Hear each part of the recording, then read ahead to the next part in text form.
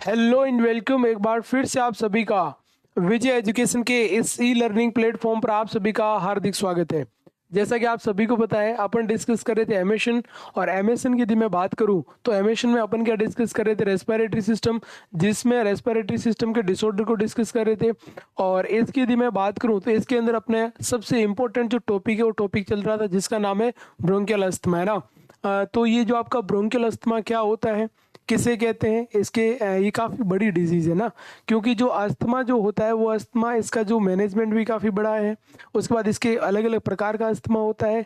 इसके जो पैथोफिजियोलॉजी होगी, कॉजेटिव फैक्टर्स काफ़ी क्या होते हैं ध्यान रखना, जो बिग है वो बिग होता है। तो यहाँ पे ध्यान रखना, सबसे पहले अपन बात करें ब्रोंकियल अस्थमा की, यहाँ पे बात करें ब्रोंकियल अस्थमा। कल अपन ने यहाँ पे अच्छी तरीके से डिस्कस किया कि भाई क्रोनिक डिजीज है जिसमें इन्फ्लामेशन एंड नैरोविंग होती है एयरवे के अंदर। और अस्थमा एक रिवर्सिबल डिजीज है, इसको ठीक किया जा सकता है। और इसमें ट्रेकिया और ब्रोंकाई दोनों हाइपर एक्टिव हो जाती है, जिसमें थिक म्यूकस की वजह से यहाँ पे क्या हो जाता है, इन्फ्लामेशन है वो इन्फ्लामेशन हो जाता है। और उसकी वजह से यहाँ पे एक तो विजिंग साउंड का मतलब विस्लिंग साउंड है, विसल बजेगी जैसे साउंड आता है एयरवे जब भी वो सांस लेता है सांस छोड़ता है तब। और डिफिकल्टी इन ब्रीथिंग, और ब्रीथिंग में भी डिफिकल्टी होगी। फिर अपने कोजेज देख लिए, सारे कोजेज आपको समझ में आ गए। एयरबोर्न एलर्जन सबसे इंपॉर्टेंट एलर्जी वाले कोज के लिए। दूसरा respiratory infection such as common cold वगैरह ये। उसके बाद फिजिकल, अपन ने फिजिकल इंड्यूस अस्थमा का इसका मोस्ट कॉमन कोज बोल दिया। फिर इसमें अपन बात करें एयर जो आपका पोल्यूटेंट एंड जो इरिटेशन सच है स्मोक, तो अपन ये बोल सकते हैं। फिर next one certain medication like beta blocker, जैसे अपन कुछ एक मेडिकेशन की वजह से भी जो अस्थमेटिक प्रॉब्लम है वो अस्थमेटिक प्रॉब्लम यहाँ पे देखने को मिल सकती है। ये बात आपको यहाँ पे ध्यान में रखना है, ठीक बात है। उसके बाद GERD, उसके बाद ऑल जितनी भी फूड की वजह से, कोई सा भी आप फूड ले रहे हो ना, उसकी वजह से एलर्जिक रिएक्शन है, वो एलर्जिक रिएक्शन हो, LBW हो, वेदर चेंज हो, एलर्जिक पहले से कोई एलर्जिक राइनाइटिस वगैरह ऐसी कोई चीज़ हो। और उसके बाद में ध्यान रखना जेनेटिक प्री डिस्पोजिशन है, वो जेनेटिक प्री डिस्पोजिशन यहाँ पे आपका हो तो उस कंडीशन में। फिर अपन ने कल पैथोफिजियोलॉजी देखी, और पैथोफिजियोलॉजी में अपन ने ये देखा कोई भी इटियोलॉजिकल फैक्टर है उसकी वजह से ध्यान रखना रेस्पिरेटरी म्यूकोजा इन्फ्लांट होगी। रेस्पिरेटरी म्यूकोजा इन्फ्लांट होगी मतलब जो आपकी respiratory mucosa, tracheal mucosa, bronchi mucosa hyper active होगी। हाइपर एक्टिव होने की वजह से वो सीक्रेशन करेगी। सीक्रेशन की वजह से वहाँ पे जो है सीक्रेशन क्या हो जाएगा, ध्यान रखना, वहाँ पे आपका जम जाएगा। तो उसकी वजह से जो एयरवे है वो एयरवे कंस्ट्रक्शन हो जाएगा। एयरवे के अंदर क्या होगा, कंस्ट्रक्शन होगा। और जब एयरवे में कंस्ट्रक्शन होगा तो एयर लिमिटेशंस हो जाएगी, और एयर लिमिटेशंस होगी इसका मतलब अपन यहाँ पे क्या बोल सकते हैं, एयर लिमिटेशंस हुई तो वीजिंग साउंड आएगा, सांस लेने में प्रॉब्लम आएगी। ऐसी सारी चीज़ें अपन यहाँ पे क्या कर रहे हैं, डिस्कस है वो डिस्कस अपन ने कर ली। उसके बाद अपन ने बोला भी अस्थमा के टाइप्स, जिसमें एलर्जिक अस्थमा कोई दिक्कत नहीं, जिसको अपन एक्सट्रेंसिक अस्थमा के नाम से जानते हैं, ठीक है। और ये किसकी वजह से होता है, एलर्जेंस एंड पोलॉन्स की वजह से होता है। इसमें type first hyper sensitive reaction होती है, इसमें IgE रिलीज होती है। मास्ट सेल है, वो मास्ट सेल भी आपका यहाँ पे क्या करवाती है, ब्रोंकोस्पाज्म, ये सारे इनका काम है ब्रोंकोस्पाज्म का। फिर नॉन एलर्जिक अस्थमा में आपको पता है एलर्जी नहीं होगी तो दूसरे इन्फेक्शन, और साथ में क्या होगा, ड्रग। उन ड्रग्स और इन्फेक्शन की वजह से होता है। और मिक्स अस्थमा सबसे ज़्यादा देखने को मिलता है, मतलब यहाँ पे एलर्जी भी देखने को मिलेगी, सारी चीज़ें हैं वो आपको यहाँ पे देखने को मिलेगी। ये ध्यान रखना, इसके अंदर दोनों के सिम्टम्स हैं। यदि आप कोई ऐसी हार्ड फिजिकल एक्टिविटी कर रहे हो या हार्ड फिजिकल एक्सरसाइज कर रहे हो तो वो ध्यान रखना आपकी क्या कहलाएगी, एक्सरसाइज इंड्यूस्ड अस्थमा है, वो एक्सरसाइज इंड्यूस्ड अस्थमा कहलाएगी, ठीक है ना। और उसके बाद में ऑक्यूपेशनल अस्थमा मतलब क्या हुआ कि भाई आप जिस जगह काम करते हो उस जगह की कोई डस्ट हो गई, कोई फ्यूम हो गया, कोई केमिकल की स्मेल हो गई, ठीक है ना। जैसे आप कर रहे हो, जैसे कोई भी ड्रग्स बन रही है वहाँ केमिकल हो गया, कोई कपड़ा बन रहा वहाँ का केमिकल हो गया, उस केमिकल की जो फ्लेम है ना, या कोई कोई दूसरी भी आपकी फ्लेम हो सकती है, कोई डाइज हो सकती है, ठीक है ना। तो उन सब की यदि आपको क्या होती है, एलर्जी होती है, या उनको आप क्या करते हो, इनहेल करते हो, और उसकी वजह से आपका एयरवे हाइपर एक्टिव हो जाए तो उसको अपन नहीं बोला। अब अपने को यहाँ पे बात करा क्लिनिकल मैनिफेस्टेशन, यदि आपकी ऐसी कंडीशन है ना, वो ऐसी कंडीशन डेवलप हो जाए तो आपको क्या क्लिनिकल मैनिफेस्टेशन यहाँ पे करना है। अब देखो क्लिनिकल मैनिफेस्टेशन, अपन इस बीमारी को कैसे पहचानोगे, तो भाई पहचान करने के लिए अपने पास में क्या है, यहाँ पे मैं बात करूँ क्लिनिकल मैनिफेस्टेशन। क्लिनिकल मैनिफेस्टेशन की अपन बात करें तो इसमें देखिएगा, this is the clinical manifestation. बताओ भाई, अब क्या इसमें साइन एंड सिम्टम्स क्या देखने को मिलेंगे? फर्स्ट वन, इधर अपन बात करें, एक का नाम क्या दोस्तों, ये हो गया आपका कफिंग। कफिंग आएगी, कफ क्यों आएगी? क्योंकि वहां पे सोर थ्रोट हो रहा है, ड्राइनेस हो रही है, वहां की म्यूकोजा हाइपर जो है वो इन्फ्लांड हो रही है, ठीक है, हाइपर एक्टिव हो रही है। और जब म्यूकोजा हाइपर एक्टिव होती तो उसकी वजह से ध्यान रखना, जो कफिंग है वो कफिंग हो गया। उसके बाद नेक्स्ट वन अपन बात करें तो इसका नाम हो गया विजिंग। क्या होगा ध्यान रखना? विजिंग, मतलब यहाँ पे विस्लिंग साउंड आएगा। क्या आएगा भैया? जो विस्लिंग साउंड है वो विस्लिंग साउंड आएगा, this is the wheezing sound. और विजिंग साउंड इज द, ये ध्यान रखना आपका मोस्ट करेक्टरिस्टिक्स ऑफ अस्थमा। किसकी बात कर रहा हूं? ध्यान रखना, most characteristics of asthma. Asthma का ये ध्यान रखना, जो मुख्य करेक्टरिस्टिक्स है वो मोस्ट करेक्टरिस्टिक्स होता है, दिस इज द पॉइंट। तो अस्थमा का मोस्ट करेक्टरिस्टिक्स का नाम क्या ध्यान रखना? दिस इज द विजिंग है, वो विजिंग साउंड यहाँ पे आपका होगा। उसके बाद देखिए नेक्स्ट वन अपन बात करें चेस्ट टाइटनेस। किसकी बात करें? Chest tightness. क्यों? क्योंकि यहाँ पे ध्यान रखना, चेस्ट की जो आपकी रेस्पिरेटरी वॉल्व है ना, उसमें कॉन्ट्रैक्शन हो रहा है। जो भी आपकी रेस्पिरेटरी, ये हो गया आपका रेस्पिरेटरी वॉल्स, और जो भी रेस्पिरेटरी वॉल्स है ना, मेम्ब्रेन हो गई, उन सभी मेम्ब्रेन के अंदर। उसके बाद ध्यान रखना, जो भी ब्रोंकस है उस ब्रोंकस के अंदर, इन सब के अंदर भैया यहाँ पे आपका कॉन्ट्रैक्शन है, वो कॉन्ट्रैक्शन देखने को मिल रहा है।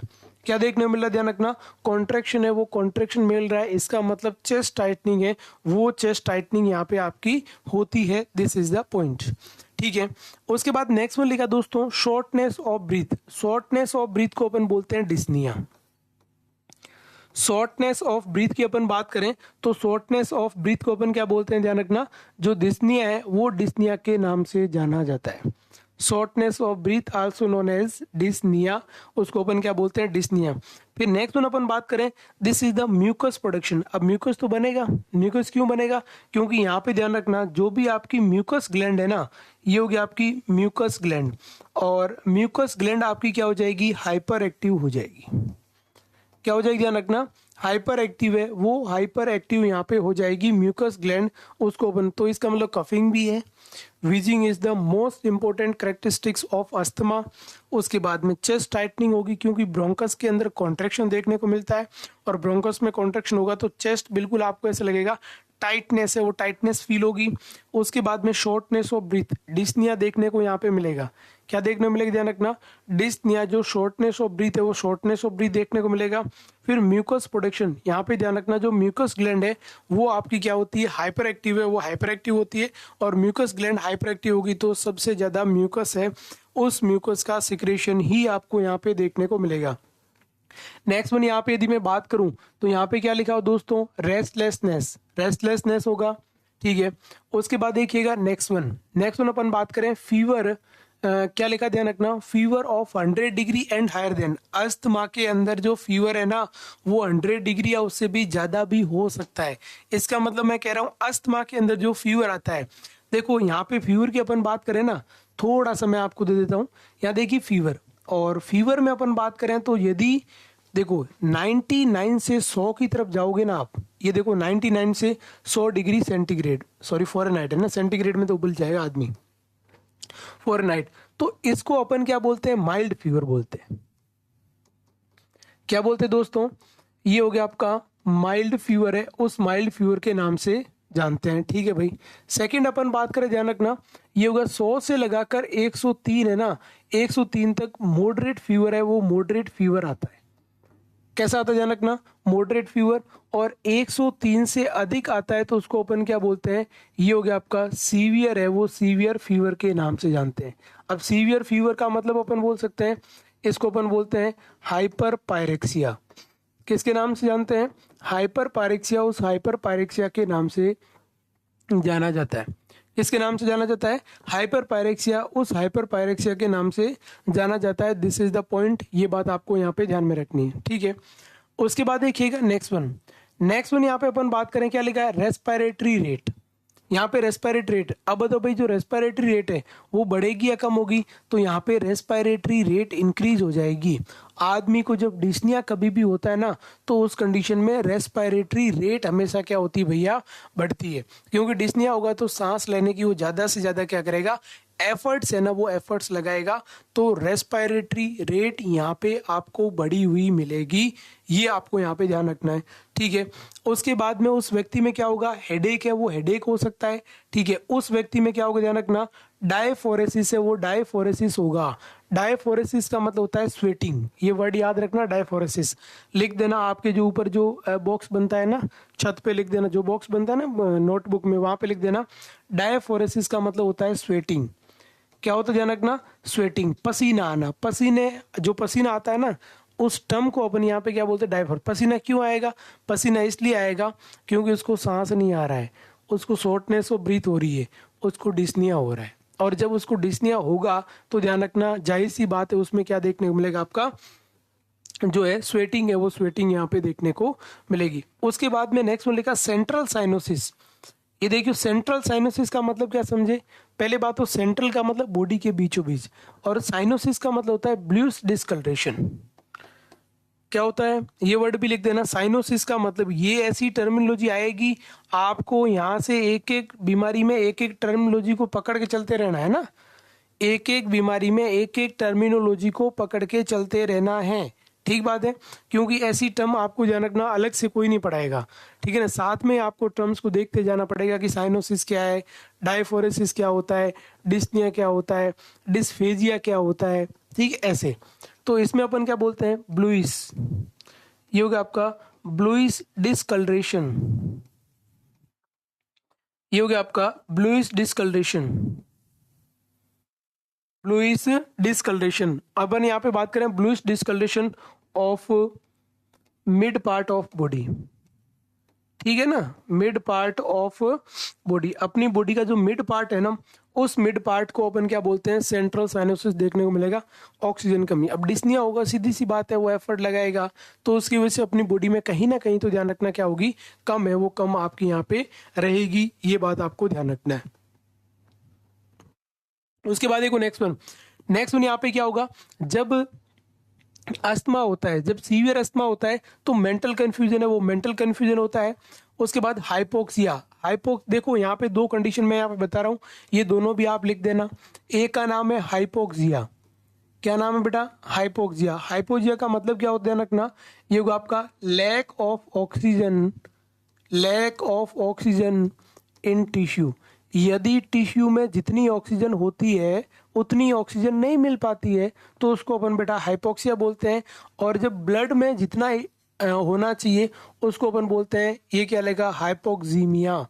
ईमिया मतलब होता है ब्लड, क्या लिखा हुआ, हाइपोक्सीमिया। इसका मतलब मैं बोल सकता हूँ लैक ऑफ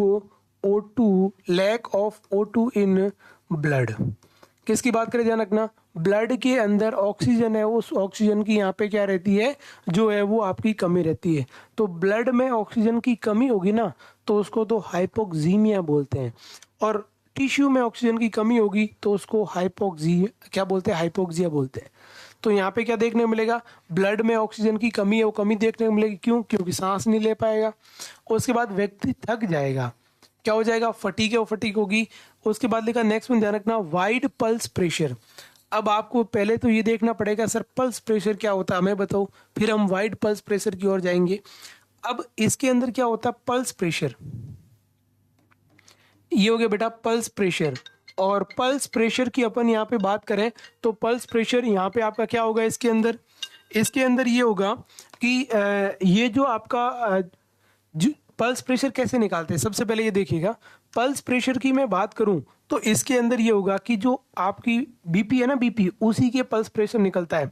जैसे आपने देखा ब्लड प्रेशर नॉर्मल कितना होता है 120, और डिवाइड किससे करते हैं 80, इन दोनों का गैप कितना है भाई, 120 में से 80 घटा दो, गैप कितना हो गया 40, कितना हो गया, ये हो गया 40। तो अपना 40 mmHg क्या हो गया भैया, पल्स प्रेशर आ गया। बस सीधी सी बात ये, जो सिस्टोलिक और डायस्टोलिक बीपी होती है, उस सिस्टोलिक और डायस्टोलिक बीपी के जो डिफरेंस है, उन डिफरेंस को अपन क्या बोलते हैं, तो उन डिफरेंस को अपन बोलते हैं पल्स प्रेशर के नाम से। अब ये बोल रहे पल्स प्रेशर बढ़ जाएगा, इसका मतलब ये है कि भाई या तो डायस्टोलिक जो वैल्यू है वो आपकी नॉर्मल रहेगी और सिस्टोलिक बढ़ जाएगी। जैसे मैं कह रहा हूँ सिस्टोलिक, जैसे अपन नॉर्मल पल्स प्रेशर कितना है, दिस इज द नॉर्मल, है ना। अब मैं कह रहा हूँ बीपी आपकी बढ़ जाए 140 और नीचे जो आपकी ऑप्शन मेरे 80, तो बताओ पल्स प्रेशर कितना हुआ, मुझे बताओ। आप ज्ञात कर सकते हो इजीली है, इन दोनों का गैप 40 और 20 60 हो गया, तो आप बोलोगे 60 mmHg। अब 60 mmHg पल्स प्रेशर नॉर्मल है ज़्यादा, आप बोलोगे सर नॉर्मल नहीं है, ज़्यादा है, क्योंकि नॉर्मल तो कितना होता है 40 है, वो 40 होता है। नॉर्मल कितना होता है 40 है, वो 40 होता है, इसलिए अपन क्या बोलेंगे सर ये जो पल्स प्रेशर है वो पल्स प्रेशर आपका क्या है, ज़्यादा है, वो ज़्यादा है। This is the point. कोई दिक्कत किसी को? उसके बाद देखिए नेक्स्ट वन, यस ये टर्म भी आप अपने जो है उस रजिस्टर में लिख देना। जो इंपॉर्टेंट बता रहा हूँ ना, जो चीज़ें मैं जिसके ऊपर क्वेश्चन डलवा रहा हूँ वो आपकी सारी नॉलेज में होनी चाहिए, ठीक है ना। अब यहाँ पे लिखा है स्टेटस अस्थमेटिकस, इसका मतलब है कि अस्थमा का अटैक आना। क्या ना, अटैक कैसे?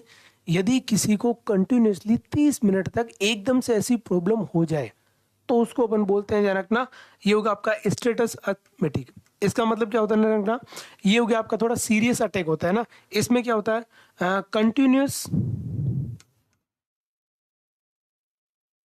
ये हो गया आपका कंटिन्यूस अस्थमेटिक, कंटिन्यूस अस्थमेटिक्स कंडीशन। कौन सी ध्यान रखना, ये होगा आपका मोर देन 30 मिनट। ध्यान रखना यदि अपन बात करें 30 मिनट से ज्यादा एक बार में अटैक आ रहा है इसका, ठीक है ना, तो उसको जैसे आपने देखा होगा स्टेटस एपिलेपिकस, ठीक है ना, जो सीजर्स आते हैं ना। यदि स्टेटस मतलब परसिस्ट, इसका मतलब क्या है, यहाँ पे वो स्टेटस नहीं जो आप देखते हो, इस स्टेटस का मतलब होता है परसिस्टेंस। क्या ध्यान रखना, ये हो गया आपका परसिस्टेंस, परसिस्टेंस है ना। यहाँ पे अपन किसकी बात करें, जो परसिस्टेंस है मतलब लंबे टाइम तक, लॉन्ग टाइम तक, उसको अपन क्या बोलते हैं, परसिस्टेंस है। उस परसिस्टेंस के नाम से जानते हैं। ये इसके सारे के सारे बेटा क्या हो गए, क्लिनिकल मैनिफेस्टेशन है, वो क्लिनिकल मैनिफेस्टेशन हो गए। ये देखिएगा क्लिनिकल मैनिफेस्टेशन बहुत अच्छे हैं और बहुत बेसिक है ना। क्या लिखा हुआ है, कफिंग हो गया, वीजिंग हो गया, चेस्ट टाइटनेस हो गया, शॉर्टनेस ऑफ ब्रीथ हो गया, ठीक है।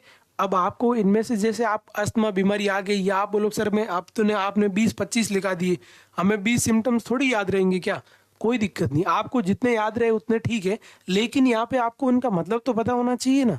मतलब पता होगा तो ही ध्यान रखना आप उसमें आइडिया लगा सकते हो, क्योंकि रेस्पिरेटरी कोई भी प्रॉब्लम होती है ना, जैसे रेस्पिरेटरी की प्रॉब्लम होगी तो उसके एक बीमारी के 1 या 2 स्पेसिफिक क्लिनिकल मैनिफेस्टेशन होते हैं, बाकी सबके सेम होते हैं।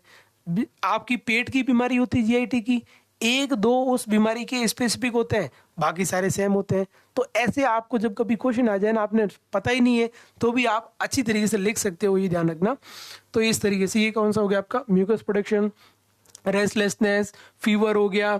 उसके बाद फीवर मैंने टाइप भी बता दिए, रेस्पिरेटरी बढ़ जाएगी, हेडेक हो गया, diaphoresis, central cyanosis, cyanosis word क्या है, फिर mental confusion, hypoxaemia, fatigue, fatigue का मतलब होता है बेटा थकान, है ना। उसके बाद वाइड पल्स प्रेशर, तो पल्स प्रेशर कैसे निकालते हैं मैंने आपको इजी वे में बता दिया है।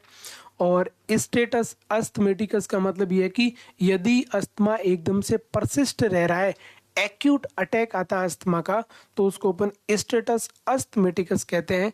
तो ये ध्यान रखना, ये बेटा एक अस्थमा का टाइप भी हो सकता है ना। उसके बाद देखिएगा नेक्स्ट वन यहाँ पे मैं बात करूं तो इसके अंदर क्या लिखा, types of asthma according to severity of symptoms. अब नाम से क्या है कि अस्थमा के वे टाइप्स जो किसके अकॉर्डिंग है, सीवियरिटी ऑफ सिम्टम्स के अकॉर्डिंग है, ठीक है ना। सीवियरिटी ऑफ सिम्टम्स की मैं बात करूं तो यहाँ पे देखिएगा एक लिखा हुआ है माइल्ड, इंटरमिटेंट और माइल्ड परसिस्टेंट, मिड नहीं है ना, ये माइल्ड है। उसके बाद में moderate, persistent and severe persistent. देखो माइल्ड, इंटरमिटेंट, इसका इंटरमिटेंट का मतलब ये है कि इसके सिम्टम्स आपके आते हैं, सिम्टम्स भी कैसे, माइल्ड है, माइल्ड क्लिनिकल मैनिफेस्टेशन आएंगे, फिर ध्यान रखना क्या हो जाएंगे, रिलीव, ठीक है। फिर क्या आएंगे, माइल्ड क्लिनिकल मैनिफेस्टेशन, फिर क्या हो जाएंगे, रिलीव, फिर क्या आएंगे, ध्यान रखना, माइल्ड क्लिनिकल मैनिफेस्टेशन। अब आप गणित समझे मैं क्या कहना चाह रहा हूँ कि यहाँ पे ये हो रहा है कि एक बार माइल्ड क्लिनिकल मैनिफेस्टेशन आ रहे हैं, फिर रिलीव, फिर आ रहे हैं, रिलीव, मतलब थोड़ी दिन थोड़े दिन अस्थमा हुआ, थोड़े दिन ठीक, थोड़े दिन अस्थमा हुआ, थोड़े दिन ठीक, तो उसको अपन बोलते हैं माइल्ड इंटरमिटेंट। इंटरमिटेंट का मतलब होता है छोड़ छोड़ के, है ना। उसके बाद देखिए नेक्स्ट वन लेकर जाना अपना माइल्ड परसिस्टेंस। किसकी बात करें बेटा, माइल्ड परसिस्टेंस की बात करूं तो इसका मतलब सिम्टम्स तो थोड़े ही है, सीवियर सिम्टम्स नहीं है, लेकिन वो सिम्टम्स कंटिन्यूस है। माइल्ड क्या होगा ध्यान रखना, परसिस्टेंट का मतलब जो भी सिम्टम्स तो क्या है, ये देखो mild clinical manifestation, but clinical manifestation is continuous. किसकी बात करें ध्यान रखना, ये हो गया आपका क्लिनिकल मैनिफेस्टेशन कंटिन्यूस है, ये आपको यहाँ पे ध्यान में रखना है। फिर मॉडरेट परसिस्टेंट, मॉडरेट परसिस्टेंट मतलब सिम्टम्स भी मॉडरेट है, मतलब नॉर्मल भी नहीं है और ज्यादा भी नहीं है, बीच वाला है ना। तो इसमें आपके जो सिम्टम्स है वो मीडियम आएंगे, मॉडरेट मतलब मीडियम, ठीक है, न तो ज्यादा हाई है और नहीं ज्यादा कम है, और वो क्या रहेंगे, but continuous. Medium clinical manifestation, but clinical manifestation is continuous. ये क्लिनिकल मैनिफेस्टेशन यहाँ पे आपका क्या रहता है, कंटिन्यूस है, वो कंटिन्यूसली रहता है, ठीक है। उसके बाद देखिए next one is the severe persistent की बात करें तो इसमें क्या होगा, सिम्टम सीवियर आएंगे। ये हो गया आपका severe clinical manifestation, but clinical manifestation is continuously, ये आपका कंटिन्यूस आएंगे। तो ये आपके सभी टाइप्स हो गए। अस्थमा के सीवियरिटी के अकॉर्डिंग टाइप्स की बात कर ली अपन ने, कोई दिक्कत, वेरी इजी। आप हमेशा किसी भी चीज को पढ़ोगे ना, एमएसएन, आप ये मत सोचना कि हम रट लेंगे वो कर लेंगे, नहीं, इसको समझना पड़ेगा, इसको आपको समझना पड़ेगा, क्योंकि ये एक 1 बाय 1 सीरीज के जैसे चलती है। सीरीज के जैसे चलती है मतलब क्या हुआ कि इसका पहले क्या मतलब है, क्या एटियोलॉजी है, उसके बाद क्या पैथोफिजियोलॉजी है, क्या इसके टाइप्स है, क्या इसके सिम्टम्स है, क्या डायग्नोसिस है, और फिर तीनों मैनेजमेंट। ये अपने एक सीक्वेंस में चलती है। और यदि आपने सीक्वेंस में फ्लो आपने देखते गए कि भाई इसका मतलब ये, इसका मतलब इसमें ये होता है, इसमें एक आपने माइंड में इमेजिनरी थॉट बनाया ना, तो आपके लिए सबसे बेस्ट रहेगी। बाकी रटने की कोशिश में रट नहीं पाओगे इसको, ठीक बात है। उसके बाद देखो डायग्नोसिस। अब अपन किसकी बात करें यहाँ पे, डायग्नोसिस की। तो बताओ भाई डायग्नोसिस में क्या होगा, यहाँ पे मैं बात करूं डायग्नोसिस। देखो डायग्नोसिस में सबसे पहले आप क्या चेक करोगे, क्या लिखा है, to check history and physical examination. भाई हिस्ट्री से क्या मतलब यहाँ पे, भाई to check history and physical examination, history से ये होगा कि पहले कभी इसको अटैक आया कि नहीं आया, ठीक है ना। हिस्ट्री जानने से क्या होगा ध्यान रखना, और हिस्ट्री में अपन सबसे इंपॉर्टेंट है प्रीवियस हिस्ट्री। उसके बाद हिस्ट्री ये लेंगे कि इस बंदे को किसकी वजह से हो रहा है, सबसे ज्यादा कौन सा अस्थमा है ना, वो इस बंदे को देखने को मिल रहा है। अब सबसे ज्यादा कौन सा जो अस्थमा है वो देखने को मिल रहा है, तो वो अपन बात करें तो वो एक हिस्ट्री में पूछा जा सकता है उससे कि भाई मेरे को इस चीज से एलर्जी है तो मेरे को इस वजह से अस्थमा होता है, मेरे को इस चीज से एलर्जी है तो मेरे को इस वजह से अस्थमा होता है। तो इस तरीके से अपन क्या कर सकते हैं बात। सेकंड बेटा क्या नाम लिखा हुआ है, स्पायरोमीटर। ये भैया स्पायरोमीटर आपने देखा होगा, इसको बोलते हैं स्पायरोमीटर, या इसको अपन बोलते हैं स्पायरोमेट्री। क्या होता है ध्यान रखना, स्पायरोमेट्री। और जो ये स्पायरोमेट्री होता है ना, ये क्या करता है, अपने जो लंग्स है ना, उस लंग्स की कैपेसिटी को देखता है। क्या करता बेटा, ये ध्यान रखना, इसको टर्म को भी लिख देना, लंग की जो आपकी लंग्स कैपेसिटी, उस लंग्स की जो कैपेसिटी है ना, उस लंग्स की कैपेसिटी को ये क्या करता है, मीजर है, वो मीजर करता है। क्या करता है, लंग्स की कैपेसिटी को मीजर करता है। अब अपन बात करें लंग्स की कैपेसिटी कैसे, मतलब ये मेन काम इसलिए लिया जाता है क्योंकि ये एल्यूलाई को खुला रखता है। ये क्या करता है ध्यान रखना, ओपन एल्यूलाई। अभी आपको इमेज बताऊंगा तो सारी चीजें क्लियर हो जाएगी, और इसका इमेज देखना भी आपको जरूरी है, क्योंकि नाम पढ़ने से नहीं होगा, आपको जब तक आप देखोगे नहीं तब तक काम नहीं चलेगा। यहाँ पे देखिएगा इंस्पायर, ये हो गया आपका इंस्पायरोमेट्री, ये हो गया आपका इंस्पायरोमेट्री, है ना। इंस्पायरोमेट्री क्या है भाई, देखो ये एक पल्मोनरी, आपने देखा होगा कोई भी व्यक्ति है ना, ये देखो इस तरीके की बोल्स होती है, ये देखिएगा यहाँ पे, ये यहाँ पे अपन बात करें, ये देखो 3 बॉल्स होती है, अलग अलग कलर की होती है, ये इस तरीके से 3 बॉल, ये आदमी दिख रहा है आपको, ये है इंस्पायरोमीटर। अब इसमें क्या हो रहा है, इसमें ये चीज ये है भैया कि इसमें 3 बॉल है, उस व्यक्ति को ये बोला जाता है तो इसमें फूंक मार, ठीक है ना। और ये फूंक मारने के बाद उनको बोल रहा है कि फूंक आपको मारनी धीरे धीरे, और इन तीनों बॉलों को आपको ऊपर ले जाना है। क्या करना है, इसमें फूंक मारेगा तो तीनों जॉइंट होते हैं, तीनों क्या होंगे ध्यान रखना, तीनों बॉल ऊपर आएगी। और तीनों बॉल यदि ध्यान रखना ऊपर आएगी, इसका मतलब यहाँ पे क्या होगा, इसका मतलब ये है कि इसके अंदर क्या होगा आपका लंग्स, क्योंकि जितना ज्यादा आप करोगे फूंक मारोगे, इसका मतलब एल्यूलाई एक बार आपकी कोलैप्स होगी और फिर एल्यूलाई आपको जोर से सांस लोगे, फिर एल्यूलाई फूलेगी। तो ध्यान रखना जब जब लंग्स कोलैप्स की कंडीशन आती है तो उससे बचाने का काम करती है। और इससे ये जैसे माना कि आपने क्या कर लिया, फूंक मारना, आपकी जो लंग्स की कैपेसिटी भी यहाँ पे देखा जाता है, कैपेसिटी देखा जाता है, मतलब ये हुआ कि इसके अंदर क्या होगा कि ये जो बॉल है ना, इस बॉल को अपन क्या करें, कितनी देर तक वो बंदा ऊपर करके रख सकता है। आपने एक से एक बोली आपसे ऊपर हुई, यदि आपने फूंक का प्रेशर कम है तो एक बोली होगी, फूंक का प्रेशर नहीं 2 बोल होगी। अब नॉर्मल व्यक्ति, ये नॉर्मल व्यक्ति की नहीं, नॉर्मल व्यक्ति तो फूंक जोर से मारेगा, तीनों ऊपर चली जाएगी। जब बात कहाँ की होती है ध्यान रखना, जो आपकी एबनॉर्मल है उस एबनॉर्मल के अंदर ही आपका होता है, ये ध्यान रखना, ठीक बात है।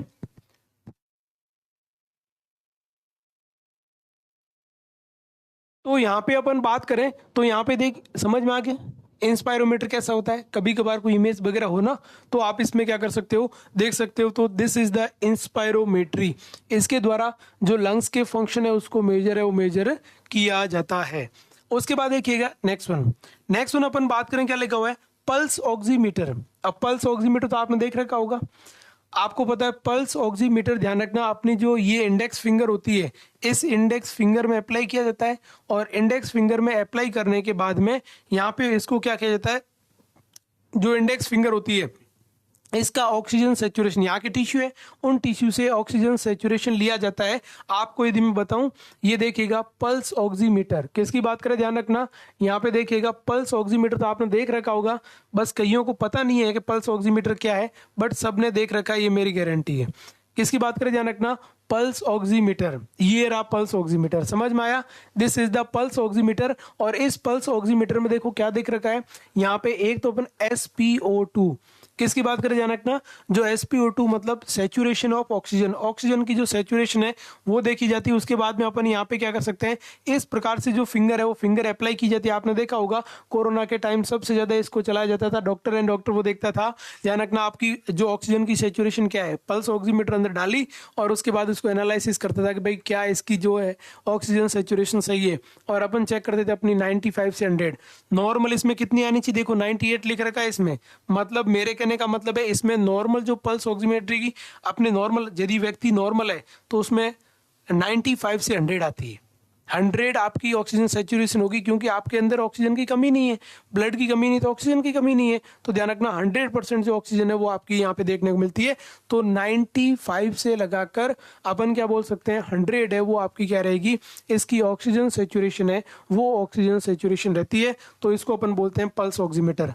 तो बताओ पल्स ऑक्सीमीटर समझ में आ गया, इसके द्वारा क्या देखी जाती है SpO2, और SpO2 कितनी होती है भैया, तो SpO2 होती ध्यान रखना ये आपकी 95 से 100% है वो 100% होती है। और SpO2 की फुल फॉर्म लिख देना, सेचुरेशन, ये हो गया आपका सेचुरेशन ऑफ ऑक्सीजन, ऑक्सीजन की क्या होती है ध्यान रखना सेचुरेशन है, ये आपको देखी जाती है इसके अंदर, उसको अपन बोलते हैं SpO2। फिर ध्यान रखना नाइट्रिक ऑक्साइड टेस्ट होता है, ये भी अस्थमा को इसमें ध्यान रखना जो है वो उसको पता करने के लिए किया जाता है। उसके बाद में CXR जिसको अपन बोलते हैं चेस्ट एक्सरे, क्या बोलते हैं ध्यान रखना, this is the chest X-ray या CXR, चेस्ट एक्सरे करवाओगे तो ध्यान रखना यहाँ पे जो भी आपकी वॉल में जो कॉन्ट्रैक्शंस हुए हैं वो कॉन्ट्रैक्शन वहां पे आपको दिखेंगे, क्या होंगे ध्यान रखना, जो कॉन्ट्रैक्शंस है वो कॉन्ट्रैक्शन आपको इजीली वहां पे क्या होंगे दिखेंगे, तो ये बात भी आपको ध्यान रखना, this is the chest X-ray, वो चेस्ट एक्सरे। उसके बाद आप एलर्जिक ब्लड टेस्ट करवा सकते हो, क्या करवा सकते हो ध्यान रखना, एलर्जी ब्लड टेस्ट। अब अपन यहाँ पे बात करें एलर्जी ब्लड टेस्ट, तो एलर्जी ब्लड टेस्ट में क्या होगा, एलर्जी ब्लड टेस्ट की यदि मैं बात करूं तो एलर्जी ब्लड टेस्ट के अंदर आप क्या करा सकते हो, ये चेक कर सकते हो कि ब्लड में ऐसी क्या चीज है वो व्यक्ति खाता है, ऐसी कौन सी एलर्जी होती है जिसकी वजह से उसकी बॉडी में हिस्टामिन्स बनते हैं, उसकी बॉडी में मास्ट सेल बनती है, उसकी बॉडी में आईजीई बनती है। तो आप उसमें ब्लड टेस्ट करोगे और ब्लड टेस्ट में भी आप क्या देखोगे, एलर्जी है, वो एलर्जी आप क्या करोगे, चेक करोगे। नेक्स्ट वन यहाँ पे अपन बात करें तो क्या लिखा हुआ है, ब्लड गैसेज। ब्लड गैसेज का मतलब इसमें ध्यान रखना, क्या कर सकते हो, एबीजी है। ब्लड गैसेज देखोगे मतलब यहाँ पे आप देखोगे ऑक्सीजन और जो CO2 का जो लेवल है वो लेवल यहाँ पे अपने को मेजर करना है। सीबीटी, सीबीसी का मतलब समझ गए, इसमें होता है कंप्लीट ब्लड काउंट। सीबीसी का मतलब होता है दिस इज द, ये होगा आपका कंप्लीट ब्लड काउंट। किसकी बात करें, ध्यान रखना, कंप्लीट ब्लड काउंट है। उस कंप्लीट ब्लड काउंट देखोगे और उसके बाद में स्पूटम कल्चर भी करवा सकते हो, क्योंकि एलर्जी यदि हो रही है तो एलर्जी के लिए स्पूटम भी आप चेक करवा सकते हो कि भाई किसकी वजह से ये हो रहा है, तो आप स्पूटम कल्चर भी इजीली है वो करवा सकते हो। दिस इज द पॉइंट, क्या करवा सकते हो, ध्यान रखना, स्पूटम कल्चर है वो स्पूटम कल्चर करवाया जा सकता है। ये हो गया आपका डायग्नोसिस। तो डायग्नोसिस में किसी कोई दिक्कत, check history and physical examination, spirometer, pulse oximeter के द्वारा, नाइट्रिक ऑक्साइड जो टेस्ट है, जो चेस्ट एक्सरे हो गया, एलर्जिक ब्लड टेस्ट हो गया, ब्लड गेजेस हो गया, सीबीसी हो गई, स्पूटम। आप इतने आपके पास में चॉइस ऑफ ऑप्शन यहाँ पे होते हैं कि आप इनसे ये कंफर्म कर सको कि अस्थमा जो है वो अस्थमा आपका हो रहा है। ठीक है, उसके बाद देखिएगा मैनेजमेंट ऑफ अस्थमा। यस, किसकी तरफ आ गए अपन, ध्यान रखना, जो अस्थमा है ना उस अस्थमा के मैनेजमेंट की ओर आ गए। अब अपन बात करें कि जो अस्थमा है ना इसका जो मैनेजमेंट है वो मैनेजमेंट क्या है, देखते हैं भाई अस्थमा का मैनेजमेंट क्या है। यहाँ पे मैं बात करूं अस्थमा के मैनेजमेंट की, तो this is the goal of, अब मैनेजमेंट आप क्यों कर रहे हो, जब आप अस्थमा को मैनेज कर रहे हो ना तो आप कुछ गोल लेके चल रहे हो कि भाई मुझे इन गोल को रिलीव करना है या इन के ऊपर मुझे क्या करना है, काम करना है, तो उसको अपन क्या बोलते हैं, गोल, है ना। सबसे फर्स्ट लिखा हुआ दोस्तों, प्रमोट ब्रोंकोडाइलेशन। किसकी बात करें, एक तो आपको ये जितनी कोशिश करनी है कि ब्रोंक्यूल्स जितने खुले रहे ना, वो आपका मेन टारगेट है। क्योंकि ब्रोंकस यदि जो नली है, जो पाइप है, वो ब्रोंकस यदि आपका कॉन्स्ट्रिक्ट हुआ, क्या वो ध्यान रखना, जो कॉन्स्ट्रिक्ट है वो कॉन्स्ट्रिक्ट हुआ तो उसकी वजह से क्या हो सकता है आपका, ये ब्रोंकस कॉन्स्ट्रिक्शन, और ब्रोंकस कॉन्स्ट्रिक्शन हुआ तो उसकी वजह से एयर लिमिटेशन हो जाएगी, फिर व्हीजिंग साउंड आएगा। तो आपको कोशिश करनी है ब्रोंकस खुला रहे। दूसरा आपको कोशिश करनी है रिड्यूस इन्फ्लामेशन, ठीक है ना, यहाँ पे इन्फ्लामेशन है ना, इन्फ्लामेशंस, जो इन्फ्लामेशन है ना वो इन्फ्लामेशन कम हो, कि भाई जो अस्थमा की वजह से इन्फेक्शन हुआ है ना वो इन्फ्लामेशन कम हो। अस्थमा जो आपकी एल्यूलाई है, ठीक है ना, वो सेल्स आपकी जो डैमेज है वो डैमेज क्या हो, ध्यान रखना, कम हो, उसके लिए आपको काम करना है। तीसरा नेक्स्ट में लिखा दोस्तों, रिमूव सिक्रेशंस। आपको सिक्रेशंस को क्या करना है, रिमूव करना है।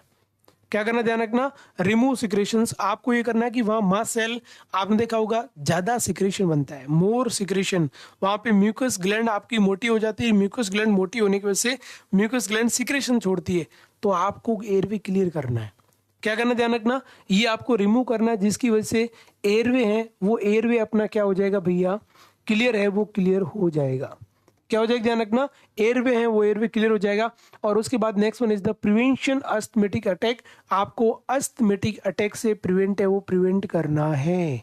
क्या करना है, अस्थमेटिक अटैक है ना, ध्यान रखना कि बार बार अस्थमा का जो अटैक है वो अटैक आपका नहीं होना चाहिए, उससे आपको प्रिवेंट करना है कि भाई इस बार अस्थमा इस वजह से हुआ है तो अगली बार वह वजह नहीं होनी चाहिए।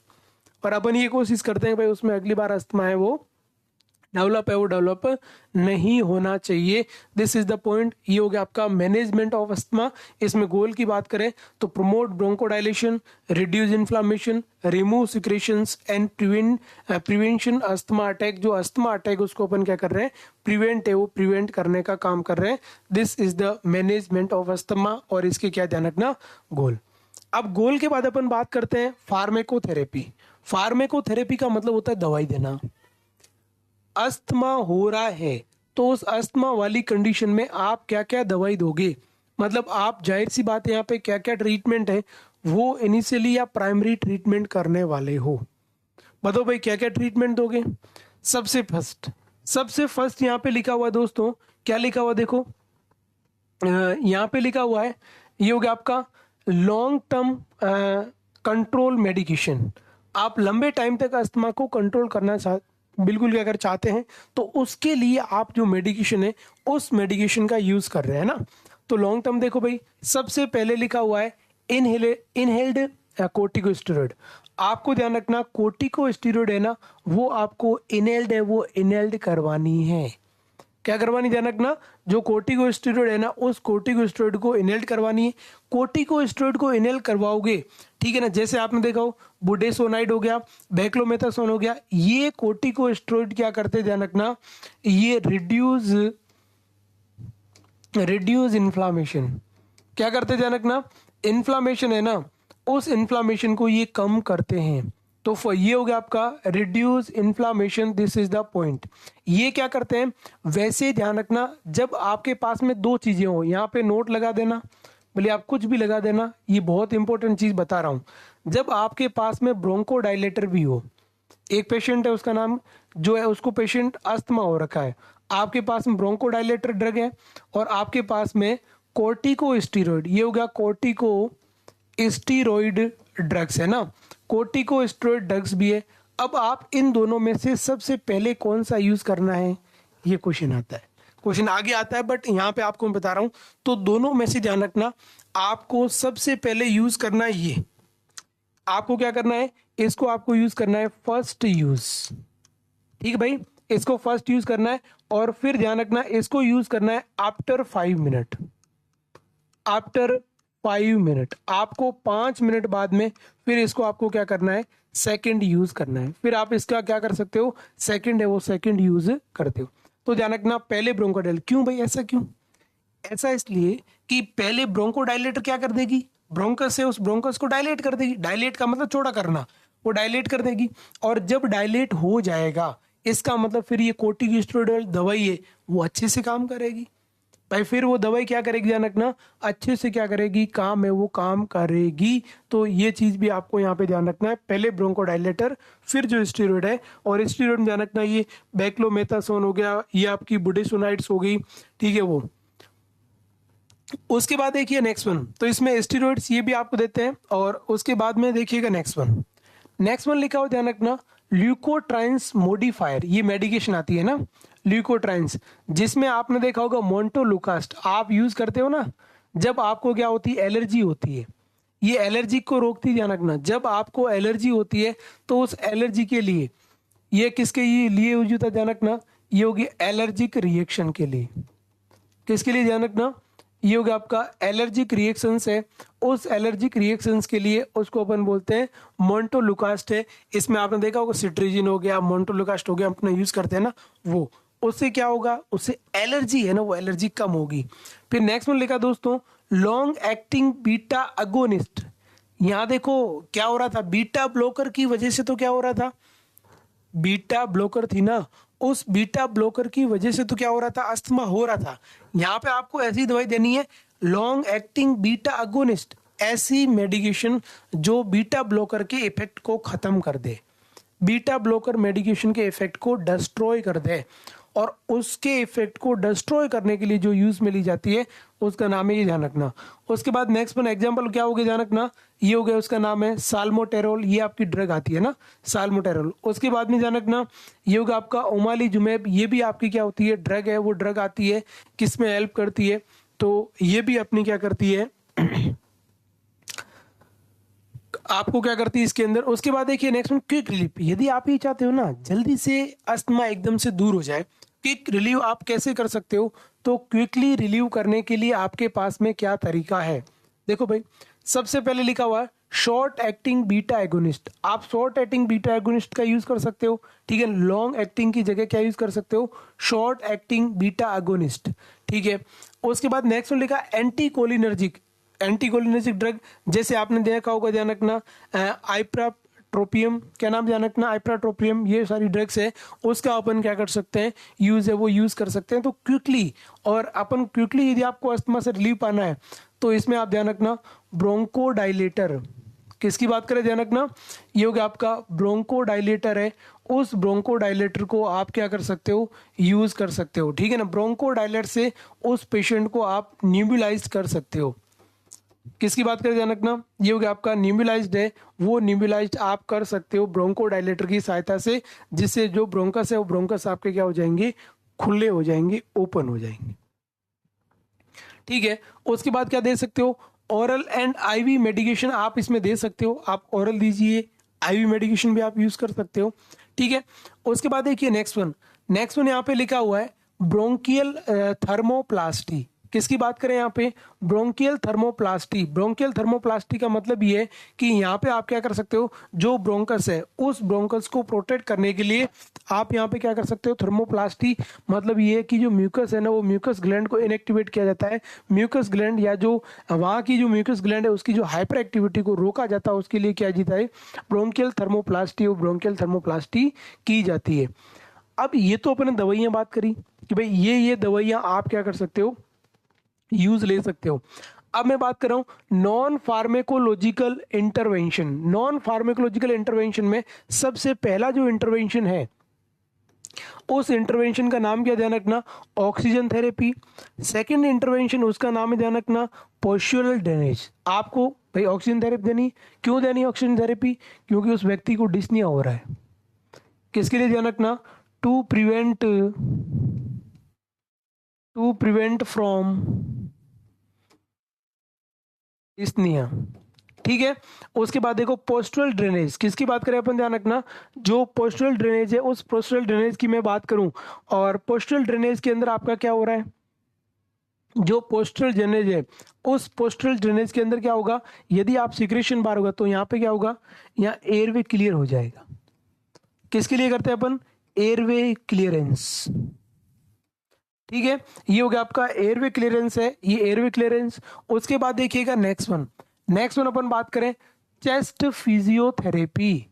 किसकी बात करें, ध्यान रखना चेस्ट फिजियोथेरेपी। आपको क्या करना है, इस चेस्ट को क्या करना है, फिजियोथेरेपिस्ट करना है। ऐसे हल्के हल्के आपको चेस्ट को क्या करना है, आपको इसमें आपको ऐसे करना है। इसकी वजह से क्या होगा, इसकी वजह से जो भी कफ जमा हुआ है ना, वो कफ बाहर आएगा। ठीक है ना, तो ये चेस्ट फिजियोथेरेपी अपन क्यों करवाते हैं, for removal of cough excretion.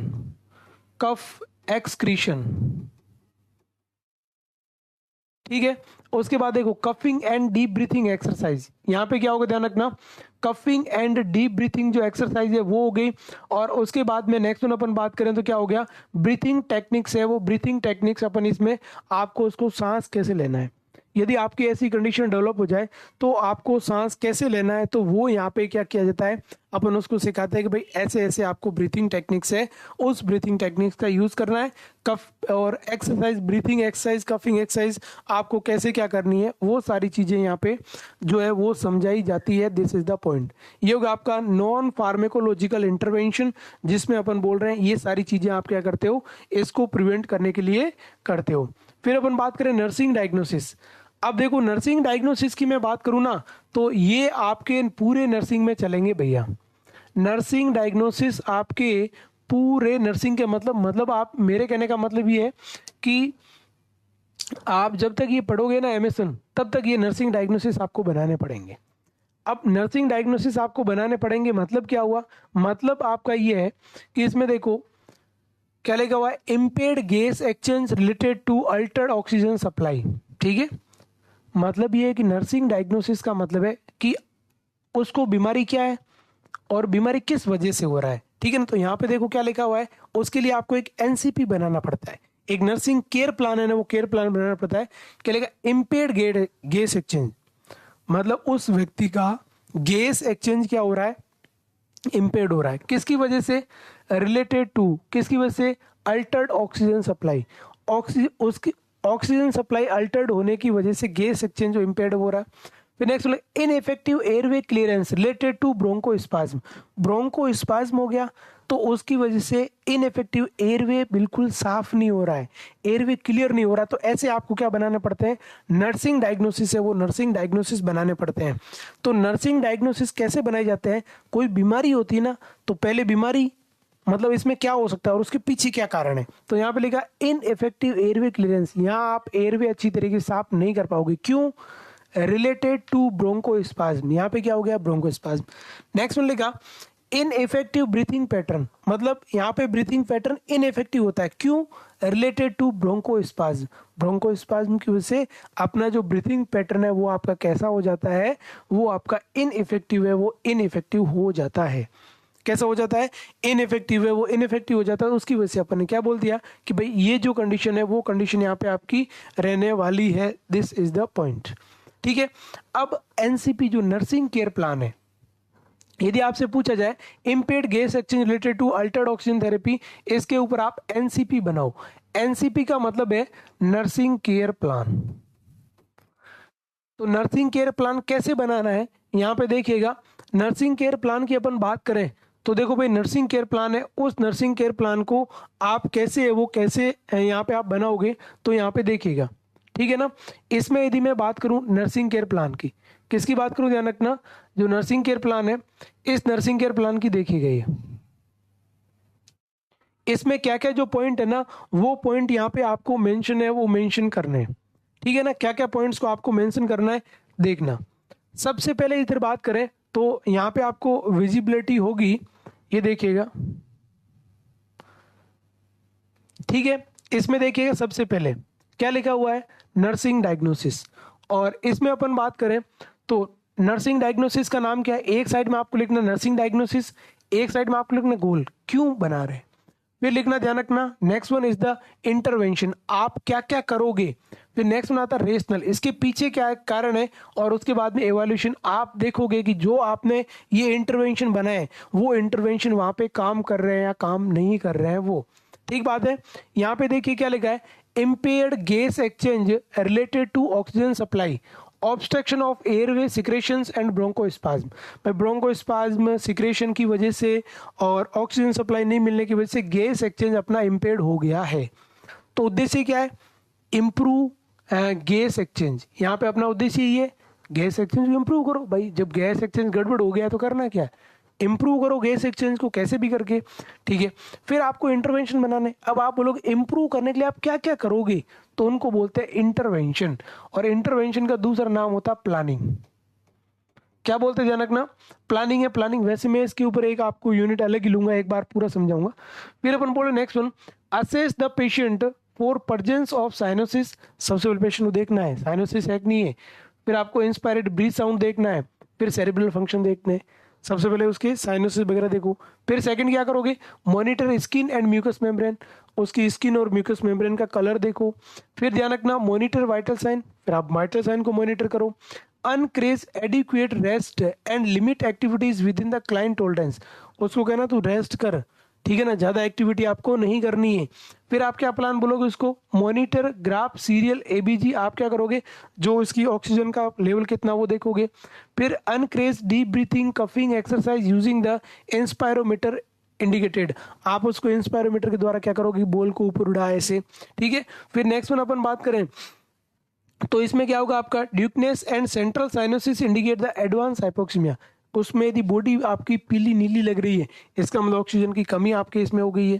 ठीक है। Change patient position every 2 hours, आपको पेशेंट की 2 घंटे में पोजीशन को चेंज करना है जिससे वो पेशेंट आराम से कंफर्ट मिले उसको।